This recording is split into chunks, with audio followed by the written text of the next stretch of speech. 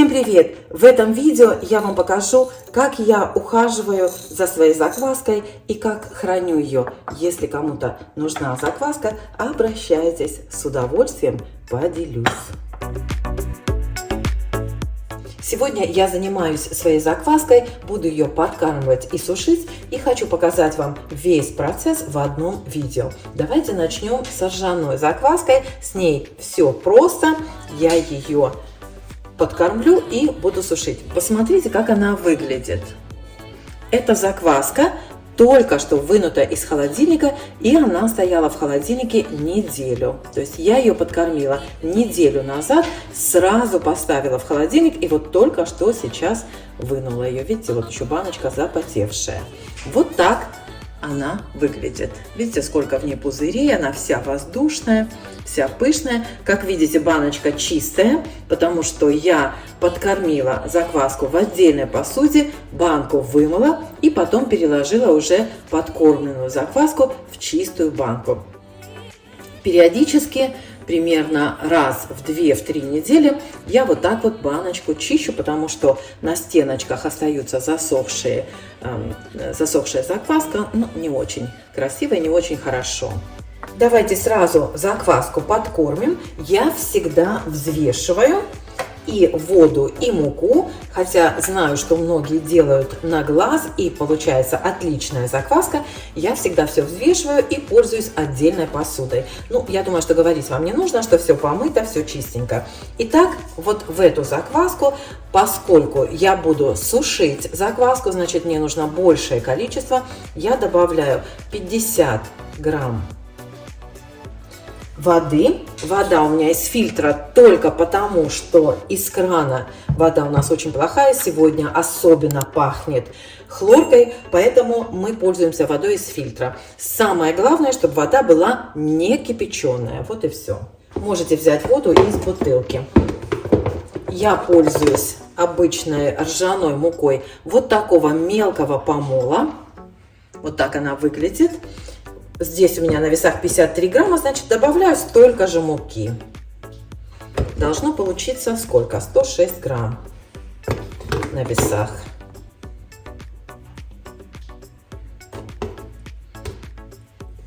Если у вас получается там плюс-минус 1-2 грамма, ничего страшного не случится. Теперь я хорошенечко перемешиваю всю закваску так, чтобы не было сухой муки. Все пузыречки я выбила. Со стеночек аккуратно снимаю остатки закваски. Теперь давайте займемся пшеничной закваской. Делать буду все точно так же. Подкармливать буду точно так же. Вот это у меня закваска Lievito Madre. Сразу из холодильника. Вот только что из холодильника. Буквально 5-10 минут. Вот так выглядит закваска Lievito Madre. Она немножко другая, чем просто пшеничная закваска. Вот эта закваска была выведена на винограде. Видео у меня есть, я вам оставлю ссылочку. Эту закваску я также буду подкармливать. Добавляю сюда 50 грамм воды.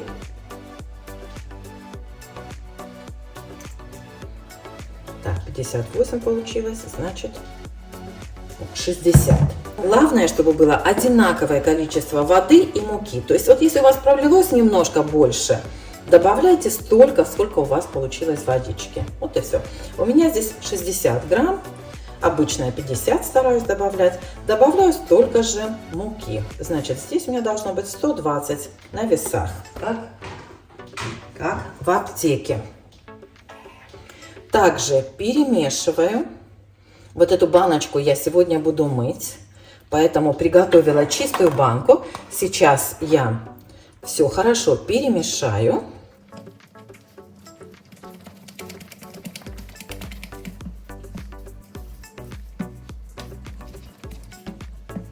И переложу эту закваску вот сюда в баночку, которая у меня помыта, и я ее ошпарила кипятком. Вот. Перекладываю в стеклянную банку, просто чтобы было лучше видно. Вот так вот. Смотрите, какая закваска. Если сейчас я ее положу в воду, да, то она будет плавать. Смотрите, тягучая, хорошая, густая закваска Левито Мадре. Эта банка просто побольше. Я дам закваске подняться. Еще раз повторюсь, перекладываю в эту банку просто потому, что она побольше и потому, что я хочу вот эту банку помыть. Вот посмотрите, вот эта вся закваска, это подсохшая на стеночках. Сейчас я эту банку помою и потом закваску отсюда переложу обратно сюда. Эта банка просто поменьше, ее удобнее хранить в холодильнике. Кстати, вот так она выглядит, видите, уже прям пузырится. Вот. Оставлю ее на кухонном столе при комнатной температуре, дам ей подняться хорошенько и потом буду закваску сушить. Сейчас, друзья, послушайте меня, пожалуйста, очень-очень внимательно. Если вы подкормили свою закваску, неважно, пшеничную, Левито Мадре, ржаную, подкормили и не планируете выпекать хлеб немедленно, то есть сегодня, то вы ее сразу после подкормки ставите в холодильник. Не нужно ждать, чтобы она подошла, чтобы она начала пузыриться, чтобы она увеличилась в объеме.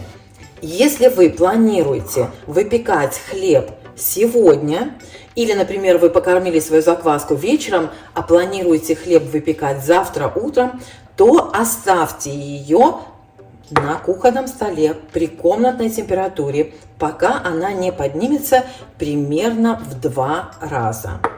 Точно так же с пшеничной закваской и с Левито Мадре. Подкормили, сразу ставим в холодильник. Не ждем, пока она начнет подниматься и все такое. Вот посмотрите, она уже пузырится, вы видите? Не надо ждать, пока она увеличится в объеме. Это хорошая, активная закваска. Как только она увеличится в объеме, значит, она еще и сильная, можно выпекать на ней хлеб. Понятно, да, друзья? Вот и все. У меня сейчас ровно 2 часа дня, без 5 минут. И я оставлю свою закваску вот так на столе. Пусть она активируется и поднимается, и увеличивается в объеме. Прошло всего 2 часа. И вот посмотрите, как выглядит моя ржаная закваска. Вот смотрите, как она поднялась. Было примерно полбанки. И вот, видите, насколько, чуть меньше полбаночки было. Так, 2 часа всего, так что ждем, когда еще поднимется. А это закваска Левито Мадре, то есть, смотрите, почти тоже поднялась она до крышки. Вот видите, крышечка тут примерно 1 сантиметр. Еще немножко подождать, и она уже будет крышку пачкать. Здесь тоже было примерно полбанки. Ну, эта закваска поднялась чуть меньше. Но здесь и баночка шире, поэтому, может быть, не так хорошо видно. Значит, почему я вам показываю? Сейчас я из этой банки возьму немножко закваски на хлеб. Буду печь хлеб позже. И остальную еще раз подкормлю, чтобы как бы освежить, и оставлю еще на 3 часа подниматься. Посмотрите на ржаную закваску. Прошло с 2 до 6. Сколько прошло времени? 4 часа прошло. Вот такая закваска у меня ржаная стала. А вот это пшеничная закваска. Вот, не знаю, как вам показать. Я надеюсь, что вам видно. Посмотрите. Вот видите, вот здесь тоже пузырьки везде. Вот. Так что закваска готова к высушиванию. Я вымыла коврик, вытерла его насухо. И сейчас буду размазывать закваску. Оставлю себе совсем немножко. Подкормлю.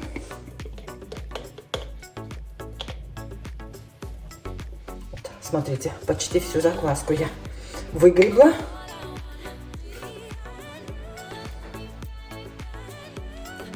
И вот так ее тоненьким слоем размазываю.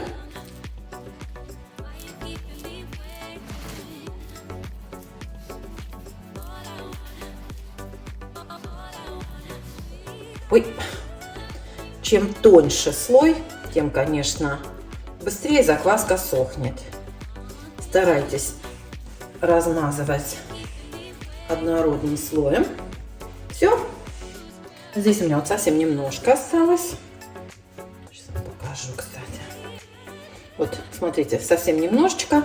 Сейчас я подкормлю закваску, и она у меня потихонечку опять разрастется.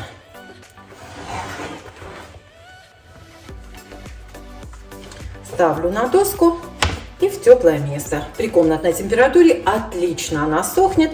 Единственное, что может это занять чуть дольше, чем в теплом месте. Если у вас есть возможность, поставьте в духовку, слегка подогрейте духовку, и пусть она у вас там сохнет.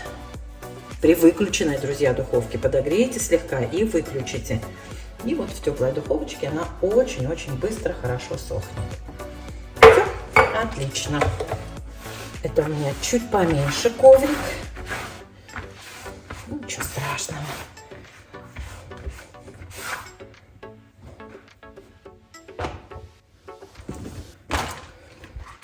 Сразу положу на доску, чтобы было... У меня сама банка такая тяжелая.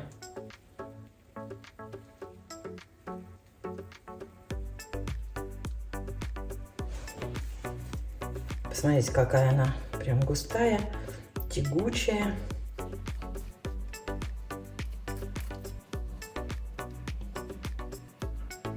Эту, наверное, закваску я чуть более толстым слоем размажу, потому что ее много. Это закваска, друзья, Левита Мадре. По-моему, я сказала в самом начале, но еще раз повторюсь. Вся в пузырях.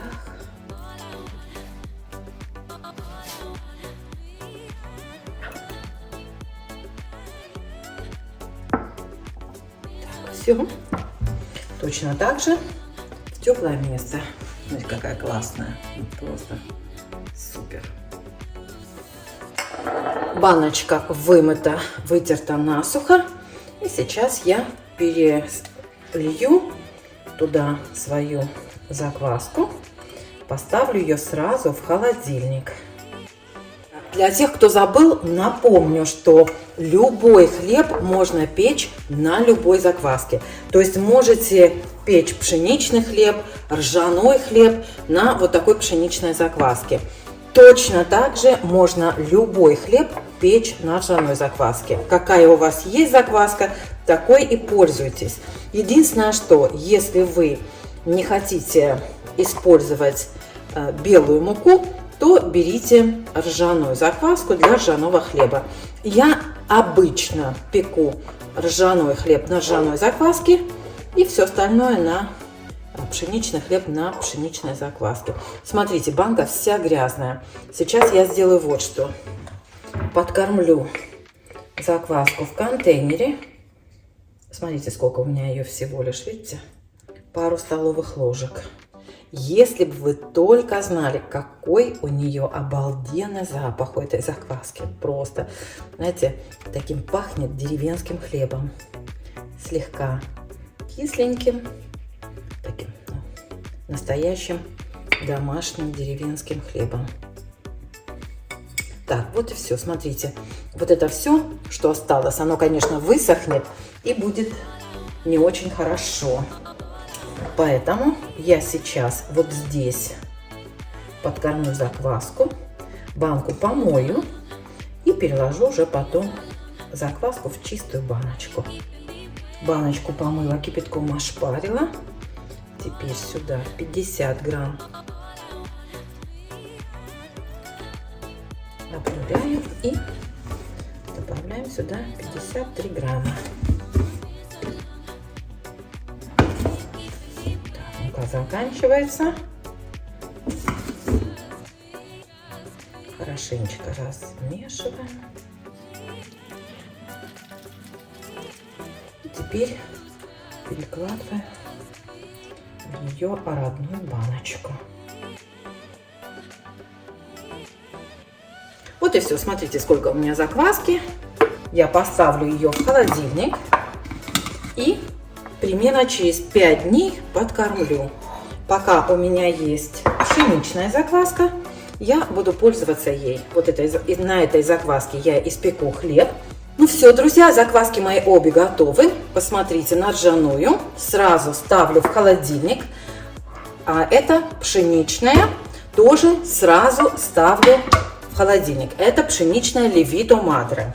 Для тех, у кого возникнет вопрос, еще раз уточню. Ржаную закваску подкормила, потому что ее мало, и я ее хочу размножить. Пшеничную закваску не подкормила, потому что ее достаточно. Сколько тут? На 2 раза даже хватит. То есть я на ней испеку хлеб и потом подкормлю и потихонечку ее буду размножать. Понятно, да? Почему одну подкормила, другую нет. Обе идут в холодильник.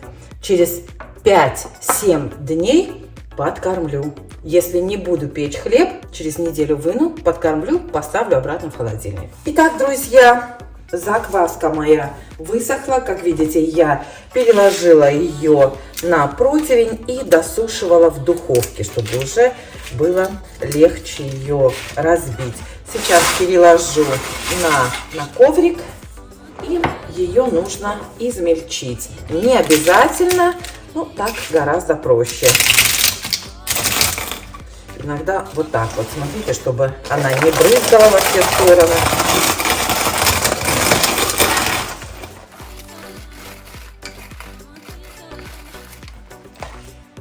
Вот и все.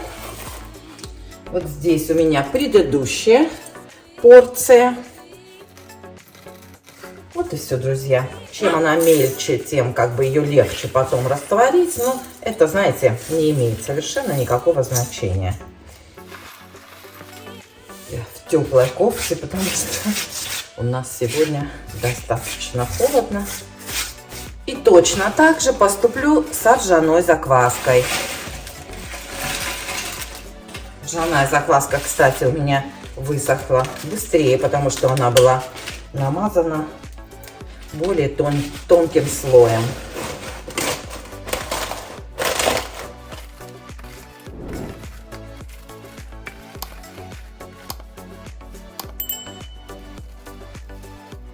Все, она хорошо высохла, как видите, легко ломается. Если закваска у вас плохо высохла, то она обязательно заплесневеет. Имейте это в виду. Если вот где-то не досушена она у вас, обязательно ее все равно досушите. Вот так вот. Даже когда ее разобьете, все равно оставьте еще на некоторое время, чтобы она хорошо высохла. Лучше всего, конечно, она хранится в вакуумной упаковке. Если вот вы не собираетесь использовать, да, или вот, допустим, у вас ее очень много, то можете разложить в вакуумной упаковке, и так она у вас будет храниться очень-очень долго. Ну, или в любой герметично закрывающейся посуде, чтобы сырость не попадала, грязь не попадала. Ну, как бы это понятно, мне кажется. Вот и все. Ржаную закваску пересыпем сюда. Ну что, так закрывается. Отлично. Отлично. Ну вот, друзья, все готово. Посмотрите, какая закваска получается. Отлично хранится. Вот эта баночка у меня не очень хорошо закрывается герметично, поэтому накрою вот так чистым полотенечком и накрою более плотно. Или есть у меня резиновая такая силиконовая крышечка.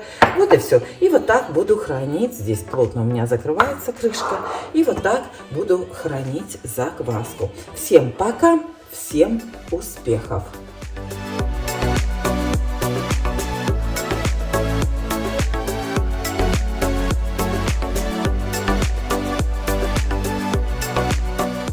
Всем привет, дорогие друзья! Сейчас я вам покажу посылку, которую я получила в подарок от моей подписчицы Людмилы из Англии. Я ее же вынула из конверта, потому что на конверте адреса везде написаны. Ну, чтобы не светить адреса, я вам покажу уже распакованную посылку. Вы знаете, я просто очень-очень тронута. Посмотрите, шикарный чай мне прислала Люда с записками. Вот такие вот палочки для коктейлей. Мой любимый черный шоколад. Я обожаю черный шоколад. И посмотрите, какое классное посудное полотенце. Написано: один котик смотрит на меня.